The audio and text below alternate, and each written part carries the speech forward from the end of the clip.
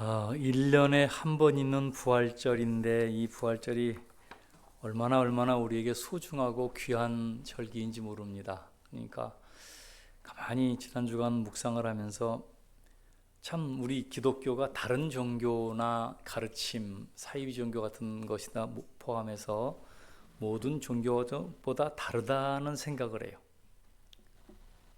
뭐가 다른가 이렇게 봤더니 다른 종교에서는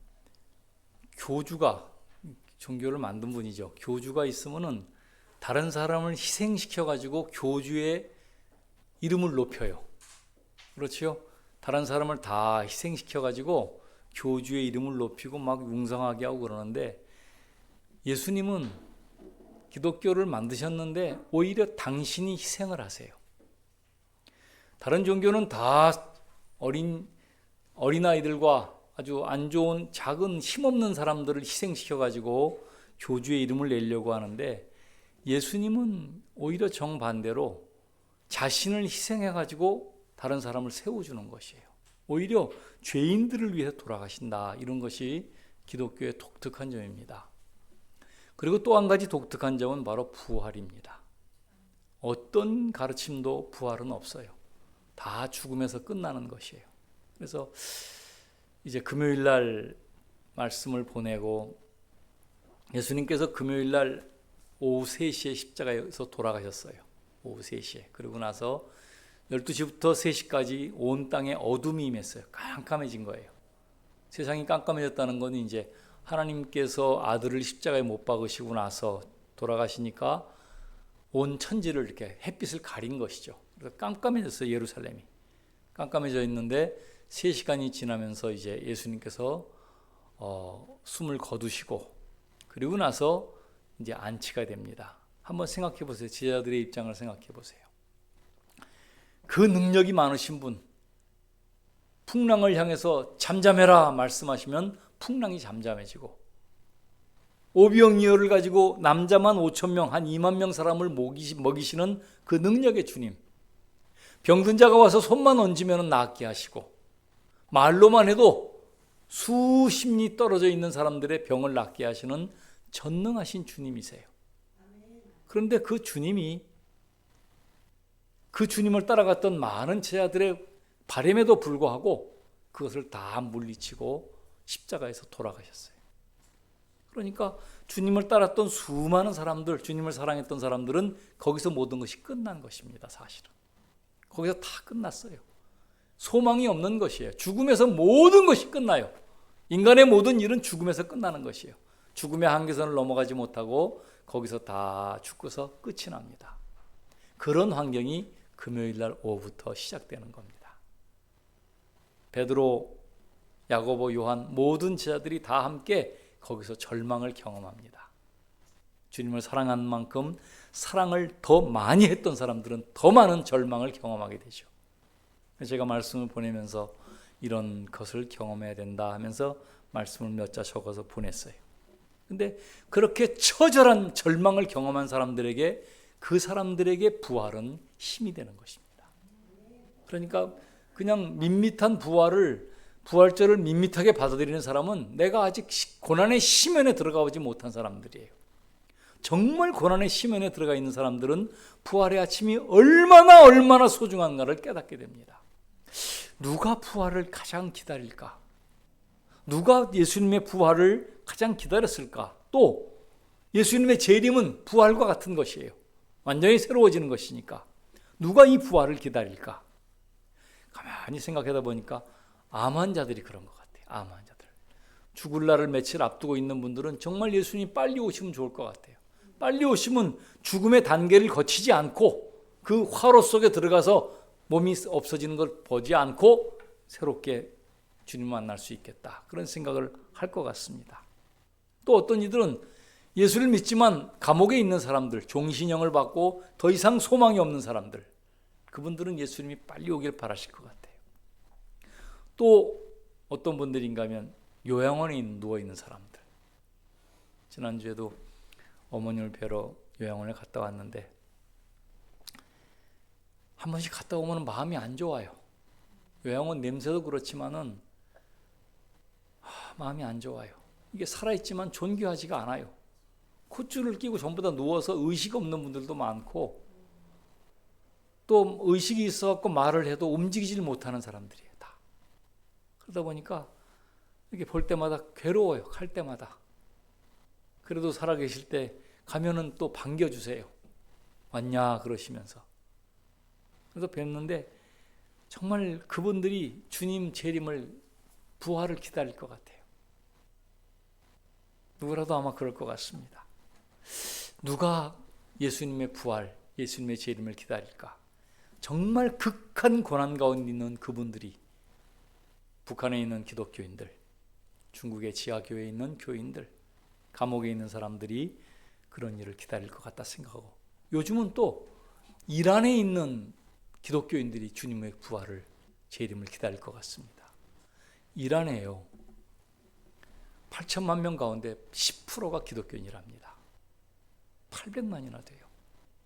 지금 전쟁 선포가 돼가지고 날마다 막 힘들고 어렵고 나라 안은 난리가 나가지고, 한번 생각을 해보세요. 그 거대한 나라가 한 달 동안 비행기를 통해 갖고 어마어마한 폭탄을 쏟아부었어요. 이란은 망했어요. 이제 없어요. 이제 조그만 총 몇 개 들고서 지금 버티려고 하는 것인데 망한 나라예요. 얼마나 힘들까? 얼마나 괴로울까? 그런 생각을 해봅니다.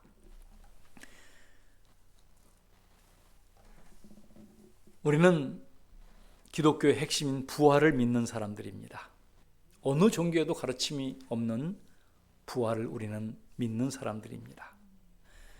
부활이 뭐냐? 다시 살아나는 것이에요. 사람이 죽었다가 다시 사는 것을 부활이라고 합니다. 근데 이것은 예수님 때로부터 해서 예수님을 반대하는 많은 사람들이 예수님은 죽지 않았다, 그렇게 이론을 내세웠어요. 그래가지고 여러 가지로 기독교인들을 이렇게 힘들게 했습니다. 그 사람들의 말은 예수님의 제자들이 시체를 훔쳐갔다. 여기 오늘 본문에, 마태복음에 보면은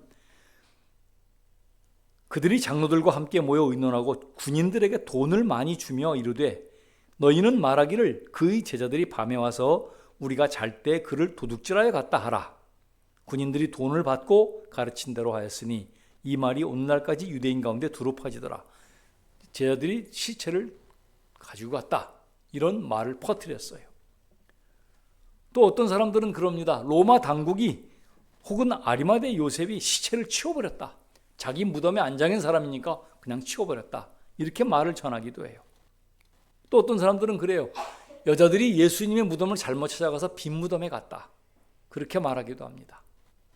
또 시간이 지나면서 어떤 사람은 그런 말을 해요. 예수님이 십자가에 돌아가신 것이 아니고 기절한 것이다. 피가 흘려가지고 완전히 기절한 상태에서 좀 이렇게 동굴 속에 좀 쉬고 나니까 3일 만에 깨어나시다, 이렇게 말하기도 합니다. 모두가 다 마땅치가 않아요. 그런데 이제 우리가 부활을 보면서 부활이 정말 있는 것인가 하는 것을 또 주장하는 분들이 하는 말을 들을 수가 있습니다. 어떻게 부활을 할 수가 있느냐? 유대인인 예수님의 제자들 다 유대인들이에요. 유대인들이 주의를 지키게 된 것이 예수님의 부활의 증거 중에 하나입니다. 유대인들은 모세 시대부터 예수님 때까지 1400년 동안 안식일을 지켜왔어요. 안식일은 금요일 저녁부터 토요일 저녁까지를 안식일이라고 해요. 안식일을 지켜왔어요. 이 안식일을 어기는 사람은 죽임을 당했습니다. 굉장히 무서운 율법이에요, 그게. 또 예수님 태어나시기 100여 년 전에 전쟁이 한번 있었어요. 유대인과 시리아 간의 전쟁이 있었는데, 시리아 군대가 들어와서 유대인들이 쫓겨가서 굴 속에 다 들어갔어요. 근데 쫓기다 굴 속에 들어간 날이 안식일이었어요. 그래가지고 안식일은 일하면 안 되는 것이에요, 그들의 율법에. 굴을 막아야 되는데 안식이니까 굴을 막지 못한 것이에요. 그래서 그 안에 병사들이 다 죽임을 당했습니다. 안식일은 유대인에게 생명과 같은 날이에요. 그런데 예수님 부활하신 후에 제자들은 안식일 대신 주일을 기념해서 예배를 드렸습니다. 예수님이 주일에 부활하셨으니까 이 부활은, 우리가 주일날 예배를 드리는 것은 부활 기념이에요. 부활. 예수님께서 안식 후 첫날, 그러니까 금요일 저녁부터 토요일까지가 안식일이고 안식 후 첫날인 주일날 아침에 부활하셨기 때문에 우리는 부활절을 기념해서 예배를 주일을 예배로 드리며 지키고 있습니다.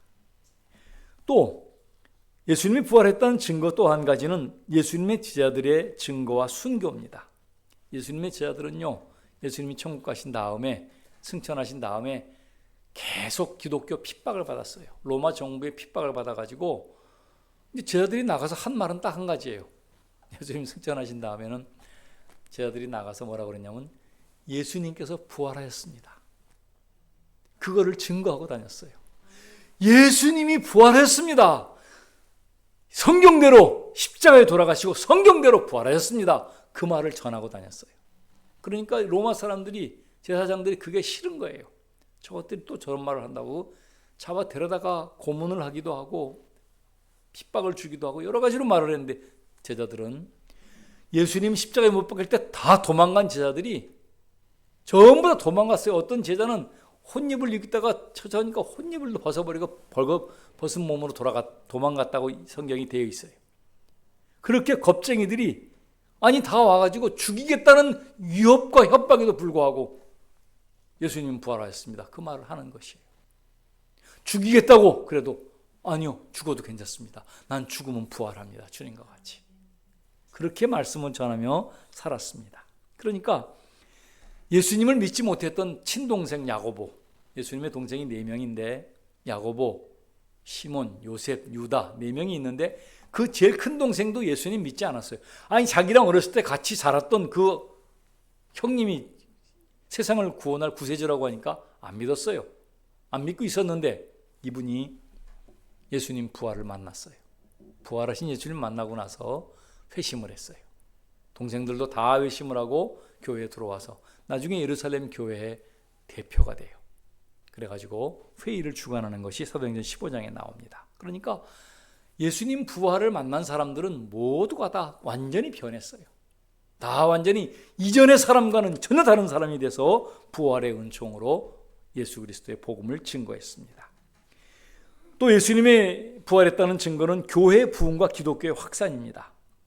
우린 기독교라 불리는 많은 전 세계 20억 인구가 믿고 있는데 그 인구가 모두가 다 예수님의 부활을 믿는 사람들입니다. 교회는 주후 30년경에 예수님께서 승천하신 후에 만들어졌는데 수많은 핍박을 받으면서도 이 교회는 잦아들거나 작아지지 않고 계속해서 기독교가 확산되었습니다. 이것이 증거입니다. 또 한 가지 마지막 증거는 예수님이 직접 증언하셨기 때문에 우리는 예수님의 부활을 믿습니다. 예수님은 내가 너희들보다 먼저 갈릴리로 갈 것이다, 그렇게 말씀하시면서 자기가 부활할 걸 말씀하세요. 그래서 우리는 부활을 믿습니다. 여러분, 이 부활은 얼마나 소중한 것인지 기독교에는 심장과 같은 것이에요. 기독교는 부활이 심장이 떠야 사람이 움직이는 것이에요. 근데 기독교의 심장은 바로 이 부활이라 하는 것을 알 수가 있습니다. 오늘 본문 1절에 보니까 이런 말씀을 해요. 안식 후 첫날 일찍이 아직 어두울 때 막달라 마리아가 무덤에 와서, 막달라 마리아가 예수님을 너무너무 사랑했어요. 너무너무, 아마 인간적으로도 사랑한 것 같아요. 구세주로도 사랑했지만 인간적으로. 그러니까 제일 먼저 무덤에 와가지고 돌이 무덤에서 옮겨진 것을 봤습니다. 그리고 달려가가지고 베드로에게 말합니다. 사람들이 주님을 무덤에서 가져다가 어디 두었는지 알지 못합니다. 그러니까 베드로가 달려갔어요. 제 아들은 다 예수님 돌아가셨으니까 이제 끝난 거라고 생각하고 다 축 처져 있어요. 그 대신 예수님이 하신 말씀이 있어요. 예루살렘을 떠나지 말라는 말씀이 있었기 때문에 거기 기다리고 있는데 예수님의 무덤에서 예수님이 없다고 얘기를 하니까 깜짝 놀래갖고 달려갑니다. 아마 마가의 다락방이 있었을 것 같은데 거기서 예수님 무덤까지는 얼마 안 걸려요. 한 7, 800m나 될까요? 그냥 달려간 거예요. 달려가가지고 보니까 예수님의 무덤이 비어 있었어요. 요한도 무덤 안으로 들어가서 보았습니다. 그들은 아직 못 믿었어요. 빈 무덤을 보면서도 못 믿었어요. 근데 거기서 마리아는 계속 남아 있습니다. 11절에 보니까 마리아는 무덤 밖에 서서 울고 있더니 울면서 굽으려 무덤 안을 들여다보니 흰옷 입은 두 천사가 예수의 시체 뉘었던 곳에 하나는 머리편에 하나는 발편에 앉았더라. 그리고 15절에 보니까 예수께서 말씀하십니다. 예수께서 이르시되 여자여 어찌하여 울며 누구를 찾느냐 하시니 마리아는 그가 동산지기인 줄 알고 이르되 주여 당신이 옮겼거든 어디 두었는지 내게 이르소서 그리하면 내가 가져가겠습니다. 그러면서 예수님을 만나게 됩니다. 나를 사랑하는 자들이 나의 사랑을 이루며 나를 간절히 찾는 자가 나를 만날 것이니라. 잠언 8장 17절 말씀입니다. 나를 사모하는 자들이 주님 만나는 것이에요. 정말 주님을 사모하면 주님을 만날 수 있습니다. 옛날에 한 20여 년도 더 됐습니다. 저도 예수님을 만나고 싶었어요. 그리고 기도를 했어요. 주님, 나도 좀 한번 만나주세요. 그리고 간절히 기도를 했어요. 며칠 동안. 근데 예수님은 못 만났어요. 근데 며칠이 지났는데 꿈을 한번 꿨어요. 너무 생생한 꿈을 꿨어요. 아마 주님께서 그때 그 약속을, 기도를 들어주신 것 같아요. 그 생생한 주님께서 함께 하시는 그 나를 만나주시는 그 꿈을 꿨어요. 근데 로마 경기장 같이 생겼던 곳이에요. 지금 그 꿈을 잊어버리지 않습니다. 로마 경기장 콜로세움 같이 이렇게 생겨가지고 거기서 예수님이 저를 만나 주셨어요. 근데 정말 주님을 사랑하면 보고 싶지 않습니까? 예수님 만나고 싶잖아요. 꿈속에라도. 그게 우리들의 삶이에요. 주님을 정말 만나고 싶으면 간절히 찾으면 주님이 만나 주신다는 약속이 여기에 남아 있습니다. 마리아는 한숨에 제자들에게 달려가서 다시 또 예수님을 보았다고 말씀하고 그렇게 부활의 증거를 시작하게 됩니다. 부활이 뭐냐? 부활은 죽은 사람이 다시 사는 것이에요. 죽음은 의학적으로 죽음은 두 가지를 말합니다. 하나는 심장이 멎는 것, 더 이상 피가 공급이 안 되는 것. 또 하나는 폐가 멈추는 것, 숨을 못 쉬는 것. 이 두 가지가 죽음이라고 불리는 의학적인 죽음입니다.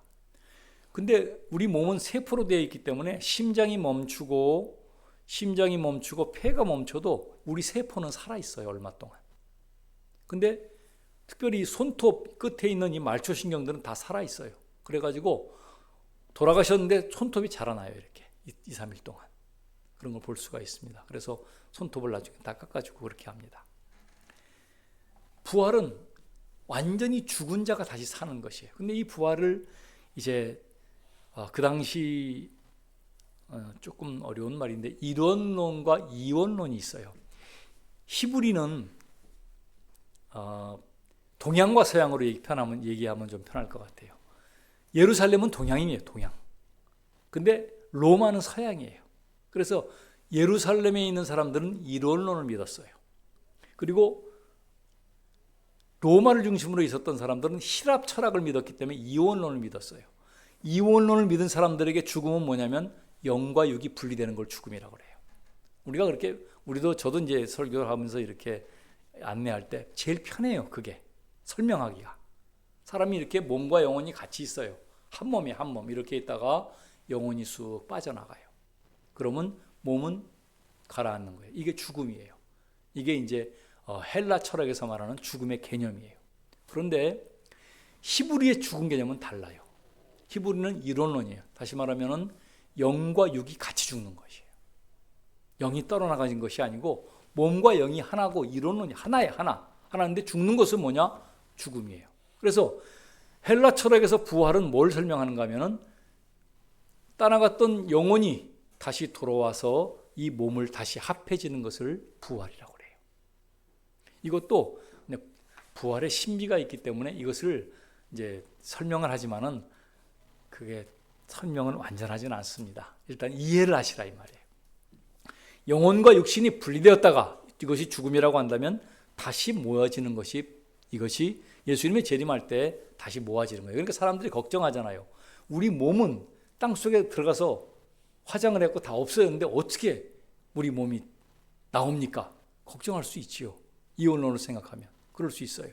그런데 이제 주님께서 그걸 해주실 거예요. 걱정하지 마시고. 그래서 영과 육이 합해지는 것이 부활이에요. 그런데 이론에서 부활은 뭐냐면 영과 육이 같이 죽는 거예요. 그냥. 없어져 버리는 것이.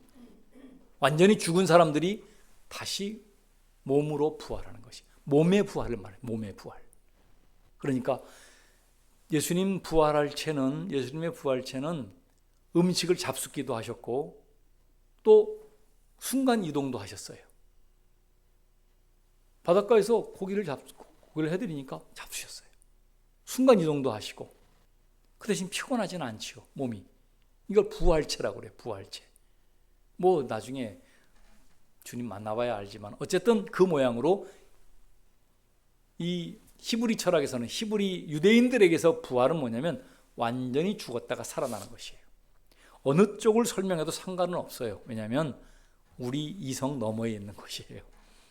죽음은 우리가 상상하거나 생각할 수 있는 것에 넘어 있어요. 그래서 예수님의 부활도 우리가 다 이해는 못해요. 그냥 죽은 사람이 살아났다 그렇게만 이해하면 돼요. 그래가지고 이런 일이 있었어요. 이탈리아에 가면 토리노 성당이라는 성당이 있어요. 근데 그 성당에 이렇게 성당이 높은 데다 거기 위에다가 이렇게 괴짝을 하나 매달아 가지고 줄로 매달아 놨어요. 성당에서 불이 나 가지고 한 번은 이제 그 난리가 난 적이 있었어요. 근데 그 줄 성당에 매달아 놓은 게 뭐냐면 예수님의 수위라고 그래요. 수위.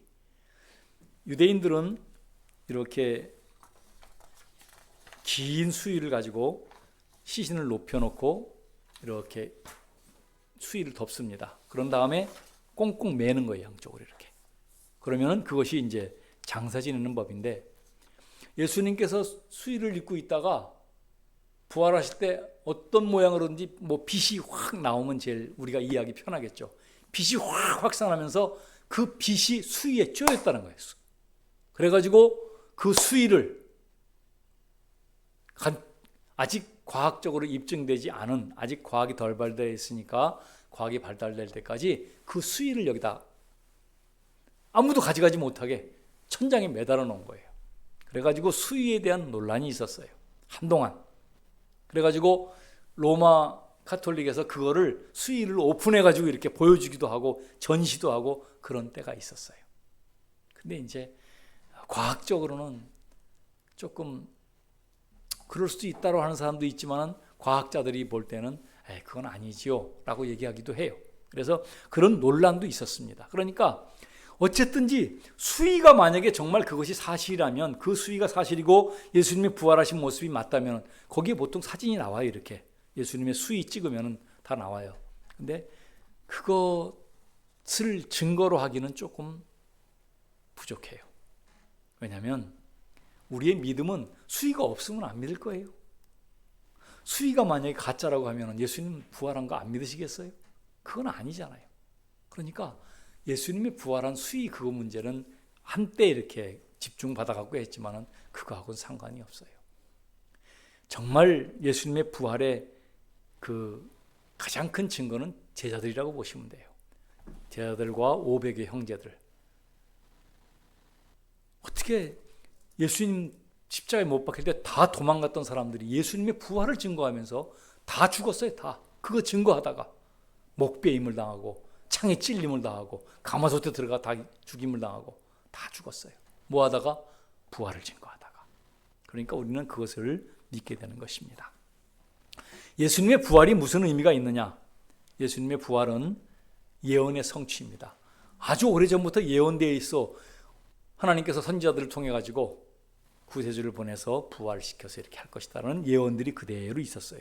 시편 16편 10절에 이는 내 영혼을 음부에 버리지 아니하시며 주의 거룩한 자로 썩지 않게 하실 것임이니이다.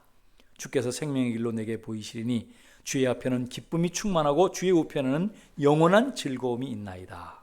그래서 예언되어 있던 것이 나와 있어요. 예수님의 고난도 예언이 되어 있어요. 시편 22편, 이사야 53장 이런 것들에 예수님의 고난이 예언이 되어 있는데 그 외에도 예수님의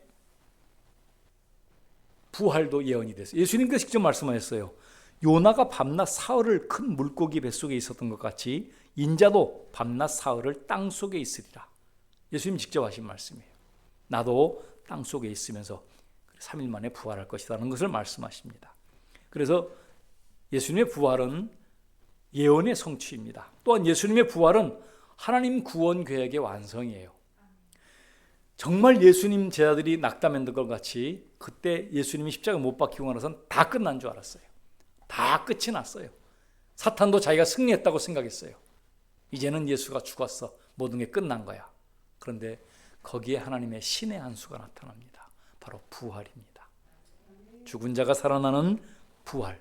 죄의 삭슨 사망으로 죄 때문에 죽은 사람이 다 죽었는데 예수님이 인류의 죄값을 다 담당하시고 다 갚았다. 다 이루었다. 말씀하시고 죄값을 갚으신 다음에 하나님께서는 예수님을 부활시키셨습니다. 그래서 그 부활의 역사가 바로 하나님의 구원 계획의 완성이다라고 얘기할 수 있습니다. 또한 부활의 한 가지 마지막 의미는 예수님의 부활이 우리들, 여러분의 부활로 이어진다는 사실입니다. 고린도전서 15장 20절에 그러나 이제 그리스도께서 죽은 자 가운데서 다시 살아나사 잠자는 자들의 첫 열매가 되셨도다. 예수님이 첫 열매가 되고 그 다음에 열매는 미리 돌아가셨던 분들, 지금 낙원에서 부활을 기다리면서 있던 그분들이 두 번째 열매가 될 것이고 세 번째는 우리 살아남아 있는 우리가 세 번째 부활의 열매가 될 것이다. 그렇게 믿습니다.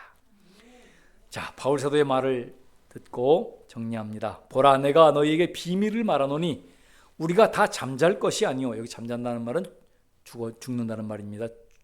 잠잘 것이 아니요 마지막 나팔의 순식간에 홀연히 다 변화되리니 나팔 소리가 나매 죽은 자들이 썩지 아니할 것으로 다시 살고 우리도 변화되리라. 그래서 우리도 마지막 나팔 시간에 변화되어서 우리 주님과 함께 혼인잔치에 참가한다는 말씀을 합니다. 여러분, 부활은 기독교의 꽃입니다. 부활을 믿으셔야 돼요. 그리고 이 부활, 예수 그리스도의 부활이 여러분의 부활이 될 것을 믿으셔야 돼요.